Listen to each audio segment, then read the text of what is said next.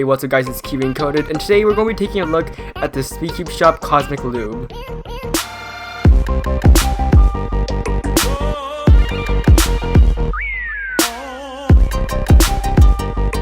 So before we start the review, yes, it's rather small. It's only 3mm, and for $5, it's definitely not cheap. Although there is a 10mm variant for $9, and that would be a much better buy, so I would recommend you pick that version instead. Anyways, let's begin. Now, there are 3 different types of Cosmic Lube. The green lube is called Martian, and it's the lightest of the 3. The purple is called Galaxy, and it's the middleweight. And the blue is called Nebula, and is the heaviest of the 3.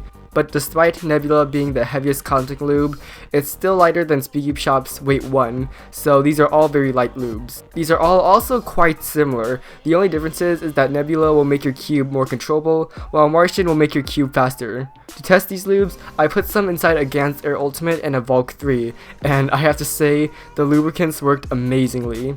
Before I used this lube, my Valk was way too fast, and it was also a bit unstable. Therefore, I used Nebula, the heaviest one, and now it is extremely controllable and also much more stable. It was so good that I don't even think that you need to buy other weights now.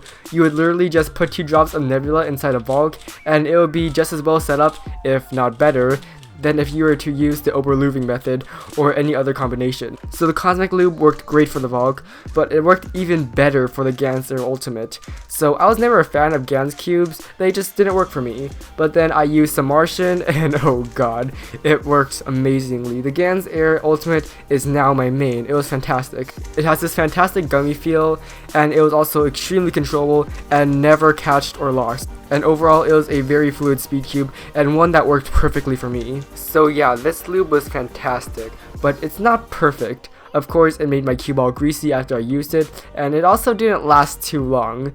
I definitely had to use around 2 drops every single session. And lastly, I wouldn't recommend using this lube on bigger cubes because I used some on my Woosh Wing, and well, it didn't work. So those are my thoughts on the new Speedcubeshop Cosmic Lube. Now, if I were to pick a favorite, I would say that it's the Martian because, I mean, I used almost half of it already. But if you were to choose just one, just remember that all 3 of these are amazing. You just need to know whether you want your cube to be slower, faster, or around the middle. That's all for this video, and I'll see you guys in the next one.